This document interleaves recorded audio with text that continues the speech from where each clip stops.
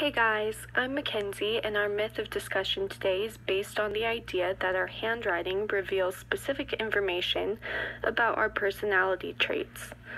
There's actually a specific branch of study of this proposed phenomenon called graphology, where these graphologists analyze the specific structure of individuals' handwriting. Here's a little bit on the history of its development. According to the given text, 50 Great Myths of Popular Psychology, graphology originated in the 17th century, where this physician named Camillo Baldi influenced the Italian clergy Abbe Jean Hippolyte Micon, and together they began teaching an analytic approach to interpreting writing based on specific signs and characters, like slants and loops and letters and so on, and connected these so-called signs to personality traits. There was a student by the name of Crepieu Amin, who branched off and developed a holistic school where they studied the handwriting as a whole instead of breaking it apart, and used that to draw conclusions about someone's personality.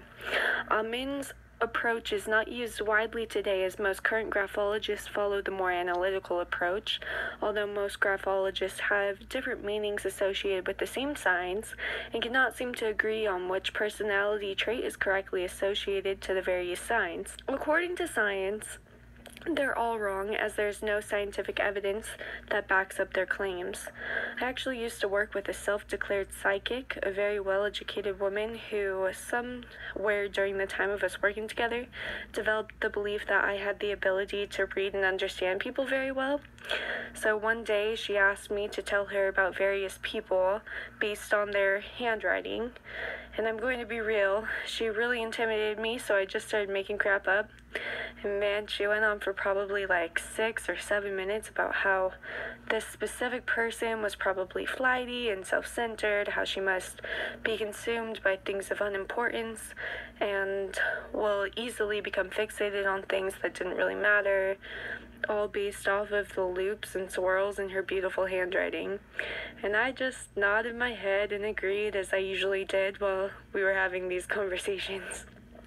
I looked up some of the graphological handwriting traits and their associations to specific personality features as listed on the website handwriting-graphology.com, and have some examples of what these graphologists are looking at.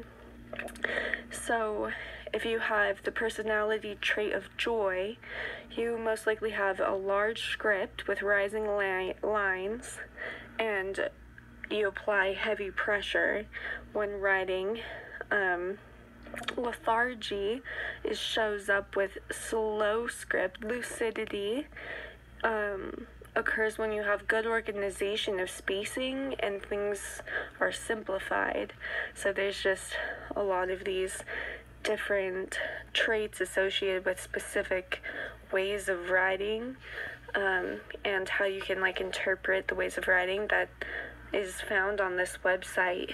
And here are some of the common claims of graphologists as discussed by B.L. and D.F. Berenstein. The first is that writing is individualized and personality is unique, so that they must reflect the other. Because these two things are unique, they should be connected, and that's their argument. But in what world does this make sense? My voice pitch is unique according to my Siri, who only responds to my voice. So is there also a link between my voice and my handwriting, or how I walk, or how I think, and so on? That just doesn't even logically make sense. Another common claim of the graphologists, according to the Berensteins, is that the police and courts use graphology, so it must be valid. And that's certainly a logical fallacy if I've ever heard one before. So this is actually known as a bandwagon fallacy. According to G. Curtis, the bandwagon fallacy is an appeal to popularity, where if the idea is popular, it must be correct. Because it's known to be used by the police and in the courts, which we're believed to have trust and respect in, we view it as a popular idea and jump on the wagon with the rest of the band. Another common claim of graphologists is that graphology is used by many companies in the hiring process. And sadly, this is true, and many people do believe in this and pay hundreds of thousands of dollars to have professional graphologists step into their business and hire the best people for the job based off of their handwriting structure. There was actually a meta-analysis performed by a researcher, Jeffrey Dean, and it was published in 1992. And this research combined over 200 studies regarding graphologists' ability to find personalities with a good work ethic, but found that ultimately the graphologists involved in this 200 studies failed to do so.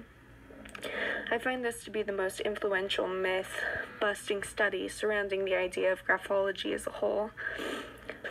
I walked in to chat about this with my sister, her boyfriend, and my mom, and asked if they thought there was any connection to personality in people's handwriting, and almost unanimously they stated yes. I let them banter on for a bit longer, even got my sister's boyfriend to write a couple of sentences so we could analyze it together, before telling them that it was a myth of psychology and had no scientific support whatsoever. I brought up the idea of how it's kind of like a horoscope, where things are stated in a sense that they could apply to anyone, but they have this slight specificity in it enough that we find truth in them and begin to believe that we correspond with whatever is being stated in an individual sense. I believe that because of this gullibility of our human race, this myth will continue to carry on for generations to come. We just fall so easily for things like this as a society. BuzzFeed should get on this graphology thing if they haven't already.